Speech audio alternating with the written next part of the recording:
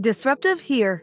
If your usual sleep patterns have gone off course during lockdown, you are far from alone. Lockdown is having an impact on various aspects of our lives, from relationships, family, jobs, and health. You might have noticed your normal sleep pattern has changed. Perhaps you've never had problems sleeping but are experiencing some at the moment, or maybe your sleep issues have escalated since the lockdown. In this video, I'll be teaching you why so many of us are having difficulty sleeping during lockdown, and more importantly, what can you do about it? Reason number 1, a lack of sunlight. Changes to our lives as a result of the lockdown has meant that we are not getting direct sunlight exposure, impacting our 24-hour sleep-wake cycle called the circadian rhythms. This is an essential internal clock that plays a key role in regulating our sleep pattern by making us feel alert during the day and tired at night. We use daylight to train our 24-hour body clock. Since we're getting less daylight and not getting up as early, the body clock becomes misaligned with our behaviors and can make us feel tired during the day and feel groggy in the morning. So what can you do? Quite simply, you need to get at least 30 minutes of direct sunlight exposure before noon to signal the circadian system effectively. The role of natural outside light is important in how a person's sleep cycle functions, with receptors in our eyes reacting most strongly to white light from the sun. The second reason, increased stress level. These are uncertain times for us all, so it's totally normal to feel unsettled right now. For many of us, the threat of the coronavirus has led to us feeling more stressed and anxious. This leads to an increased level of a stress hormone called cortisol, which helps regulate our sleep-wake cycle. Cortisol normally drops in the evening, reaching its lowest level at midnight. But if levels are too high before bedtime, it could disrupt sleep.